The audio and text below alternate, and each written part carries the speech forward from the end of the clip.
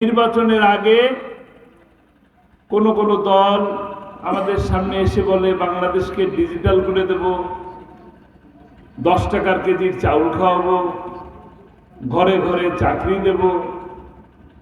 আপনারা কি 10 টাকার কেজি চাউল পেয়েছেন নাকি? পান নাই। ঘরে ঘরে চাকরি।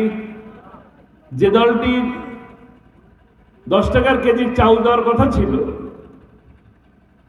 তারা আমাদের চাউলের দাম 80-90 টাকা করে দিয়ে গেল। যারা আমাদেরকে ঘরে ঘরে চাকরি দেবার কথা বললেন, তারা ঘরে ঘরে লাশ পৌঁছে দিলেন। ক্ষমতায় আসলেন 14ই জানুয়ারি 2009। 25শে ফেব্রুয়ারি 2009 আমাদের সেনাবাহিনীর 57 জন অফিসারকে হত্যা করে ঘরে ঘরে লাশ পৌঁছে দিয়েছে। মে মাসের 5 তারিখে আলেম ওলামা এতিম ছেলেদেরকে শাপলা চত্বরে লাইট বন্ধ করে দিয়ে অন্ধকারে নির্বিচারে পাখির মতন গুলি করে করে হত্যা করে ঘরে ঘরে লাশ পৌঁছে দিছে। এরকম লাশ 2 দিন 4 দিন ধরে না, গত 16 বছর ধরে 2024 সালের 5ই আগস্ট পর্যন্ত অসংখ্য মানুষের জীবন এই রাজপথে চলে গেছে। এখনো অসংখ্য মানুষ আছে যে মানুষগুলোকে আমরা খুঁজেই পাইনি, গুম হয়ে গেছে। এই গুম থেকে, খুন থেকে, হত্যা থেকে বাঁচার জন্য, ন্যায় বিচার প্রতিষ্ঠার জন্য আমাদেরকে সামনে 12ই ফেব্রুয়ারি 2টা ভোট দেওয়ার সুযোগ আমাদেরকে দেওয়া হচ্ছে। বলা হচ্ছে চাবি আপনার হাতে, আমরা গণভোটে হা দেব ইনশাআল্লাহ। সেই সাথে এই যে প্রলোভন দেয়, বলে ডিজিটাল কার্ড, বলে 10 টাকার কেজির চাউল, এখনো দেখতেছি কেউ কেউ আপনাদেরকে ফ্যামিলি কার্ড দেয়, কৃষি কার্ড দেয়, ঋণ কার্ড দেয়, স্বাস্থ্য কার্ড দেয়। এগুলো কি? 12ই ফেব্রুয়ারির নির্বাচনে আপনারা একটা কার্ড দেওয়ারও সুযোগ পাবেন। কি কার্ড দিবেন? লাল কার্ড। কি কার্ড দিবেন? লাল কার্ড ইনশাআল্লাহ।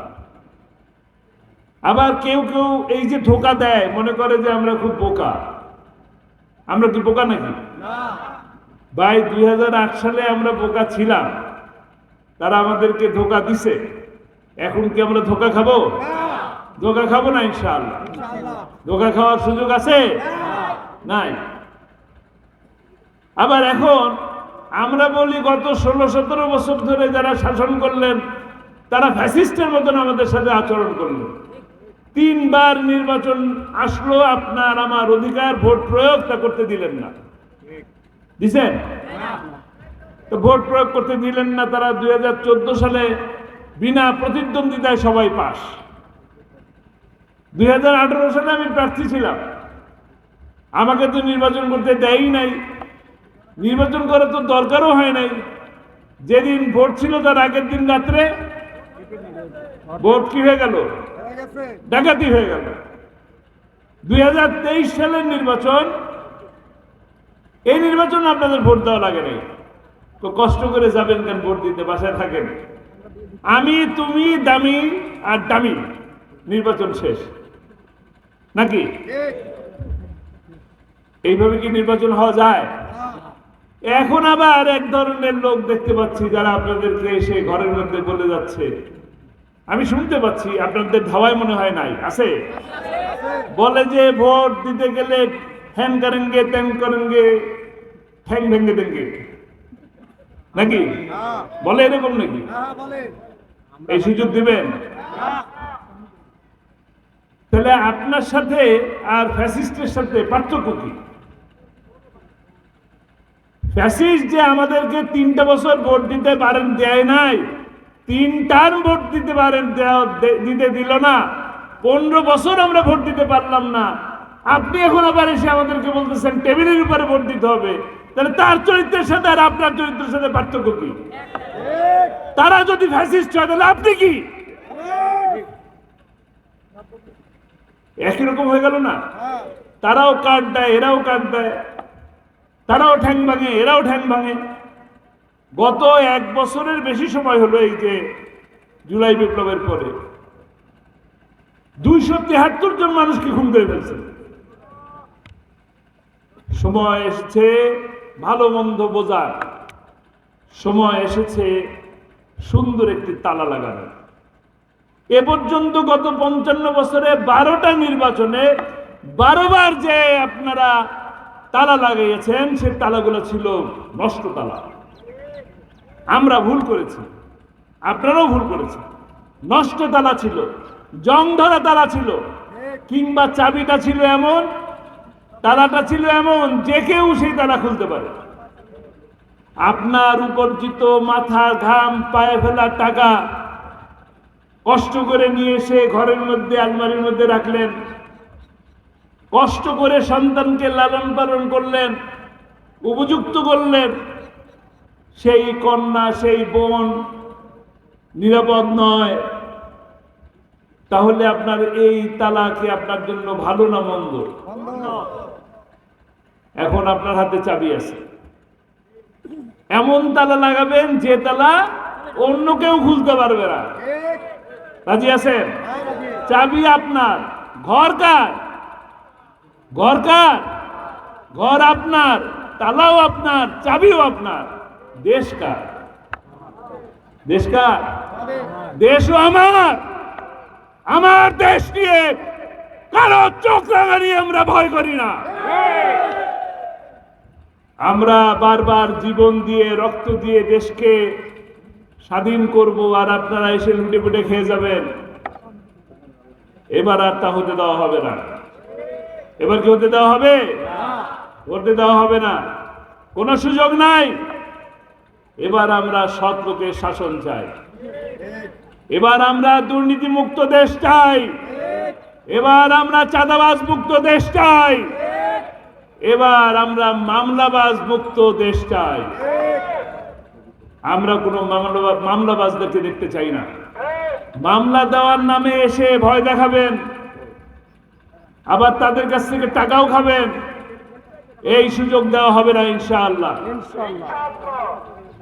উন্নতি, উন্নয়ন সবকিছু হবে ইনশাআল্লাহ। সব ধরনের উন্নয়নের কাজ চলবে। আল্লামা সাঈদী যেভাবে উন্নয়ন করেছিলেন, দুর্নীতি করতে দেন নাই, মনে আছে তো? এখনো দুর্নীতি করতে দেব না, দুর্নীতি করব না, দুর্নীতি করতে দেব না। এই দেশটাকে এখন একটা ইনসাফ ভিত্তিক সমাজ প্রতিষ্ঠা করতে হবে। এদেশের সকল হত্যার বিচার করতে হবে। সময় এসেছে, কোনো কারণ নাই অহেতুক আপনাকে এসে ভয় দেখাবে। আমরা কি বাইরের থেকে ভেসে আসছি? আমরা কি বিহারি? না, আমরা কি? আমরা বাংলাদেশি। এখানে কোনো সংখ্যালঘু নাই, এখানে কোনো সংখ্যাগরিষ্ঠ নাই। আমরা হিন্দু মুসলমান ভাই ভাই, আমরা সকলে মিলে বাংলাদেশকে করতে চাই ইনশাআল্লাহ। সময় তাহলে 12ই ফেব্রুয়ারিতে আমরা কি করব? কি দেবো? গণভোটে হ্যাঁ দেবো। আবার একই সাথে প্রতীকে একটা ভোট আসবে।